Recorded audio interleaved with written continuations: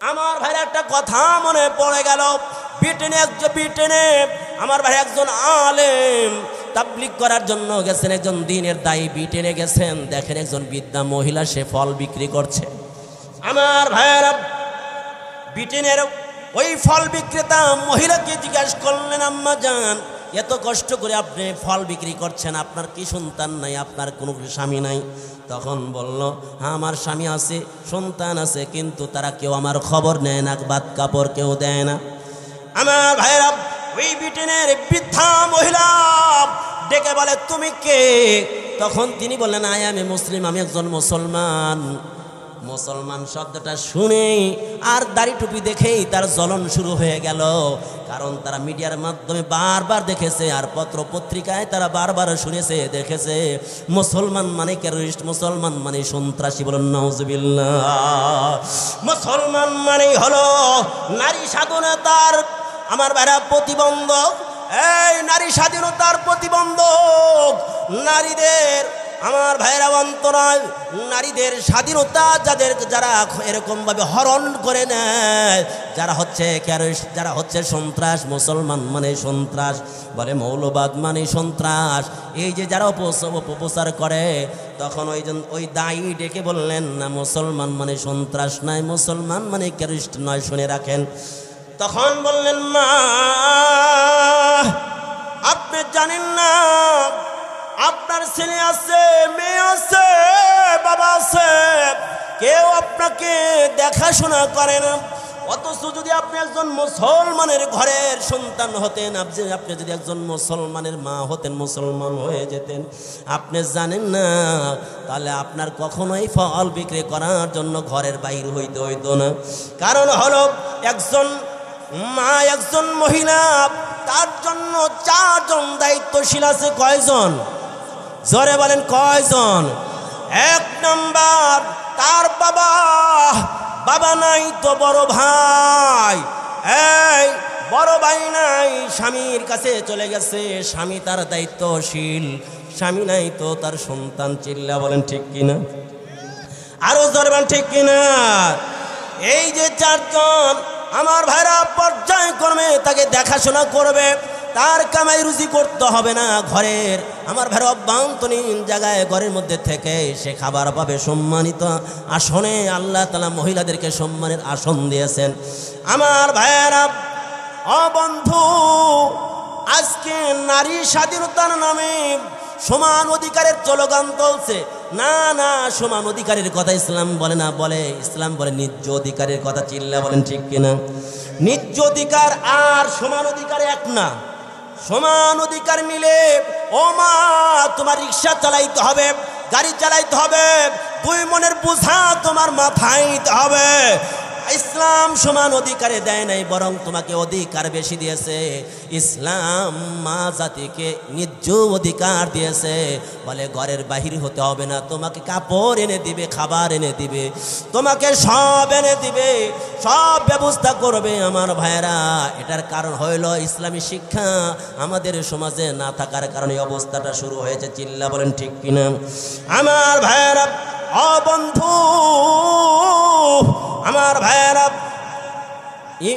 ভাইয়েরা হানাফি মাযহাবের ব্যারিস্টার বলা হয় ইমাম তাহাবীকে। ইমাম তাহাবীকে হানাফি মাযহাবের ব্যারিস্টার বলা হয়। ইমাম তাহাবীর একজন কি ছিল? কন্যা ছিল। সে কি করত?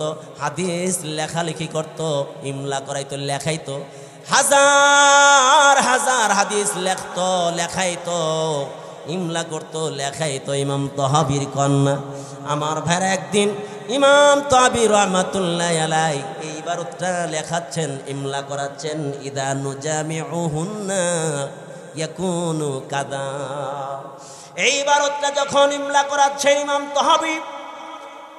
ইমাম তাহাবীর কন্যা, এই ইবারতটা যখন লিখতেছিলেন, তখন তিনি মুস্কি হাসি দিলেন, লজ্জা পাইলেন আর মুস্কি হাসি দিলেন। আমার ভাইরা, আমরা অর্থটা বুঝি নেই, এই জন্য আমরা স্বাভাবিক আছি। এর অর্থ হইল ইদা নুজামিউহুন্না, যখন সহবাস করবো এখনো কাজা, তাহলে গোসল ফরজ হয়ে যাবে।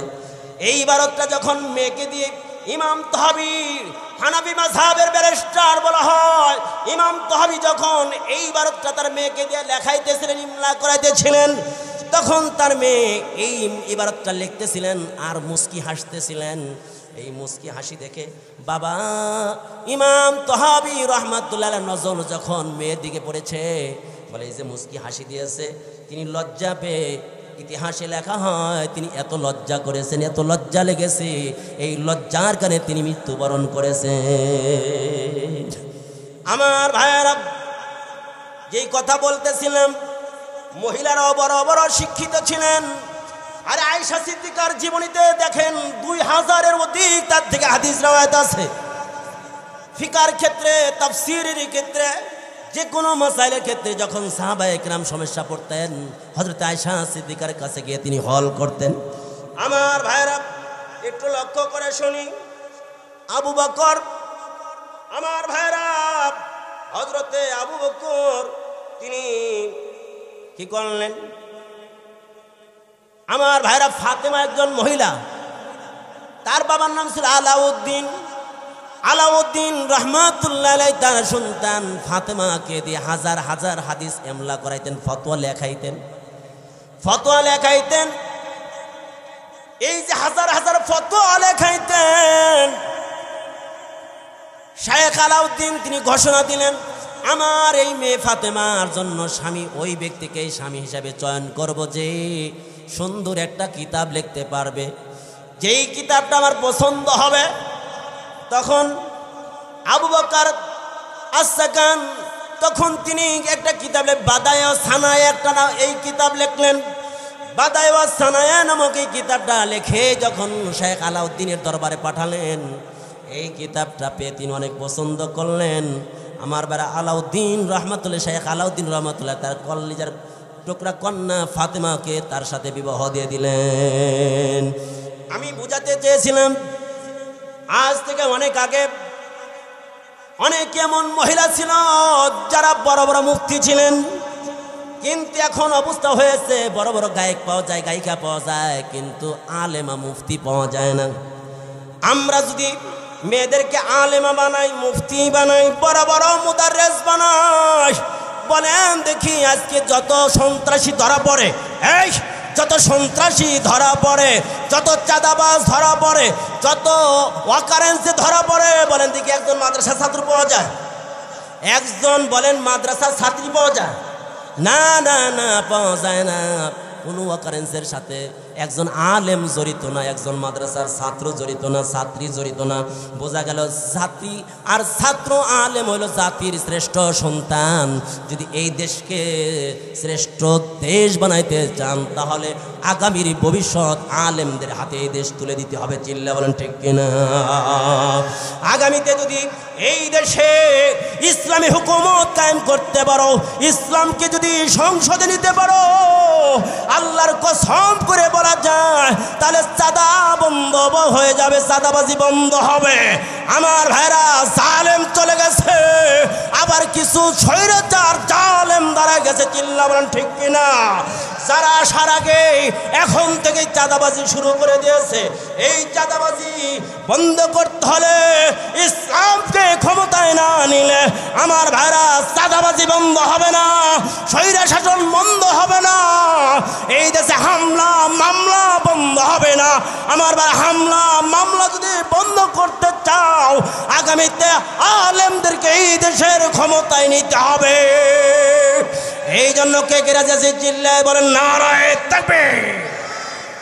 আমার ভাইয়েরা, আগামীতে এই দেশে আমরা বারবার যাব চিল্লায় বলেছি, কাদিয়ানীদেরকে রাষ্ট্রীয়ভাবে মুসলিম ঘোষণা করতে হবে, নাস্তিকদের জন্য আইন পাশ করতে হবে।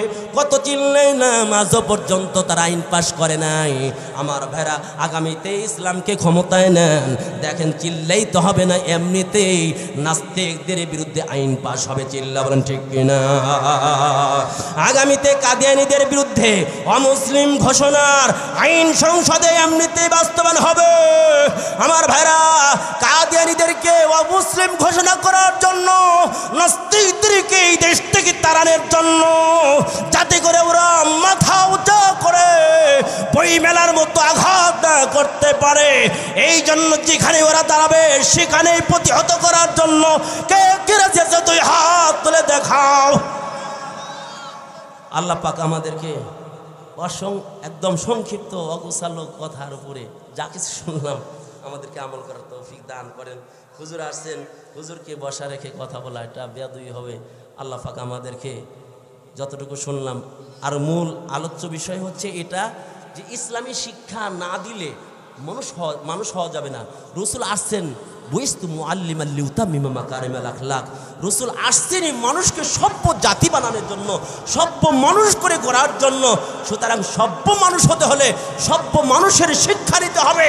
আমার ভাইরা, পৃথিবীর কোনো নেতা দিয়ে, আমার ভাইরা মাউসেদম আর কালমাসের তন্ত্র আর মন্ত্র দিয়ে এই দেশ সাজালে কখনো শান্তি আসবে না। সুতরাং শান্তি আনতে হলে নবী মুহাম্মদ রাসূলুল্লাহ সাল্লাল্লাহু আলাইহি সাল্লামের আদর্শের মাধ্যমে যদি ডেকোরেশন করা যায় তাহলে শান্তি আসবে। চিল্লা বলেন ঠিক কিনা? এই জন্য বলেন, তোমার নেতা আমার নেতা, তোমার নেতা আমার নেতা, আল কোরআনের আলো,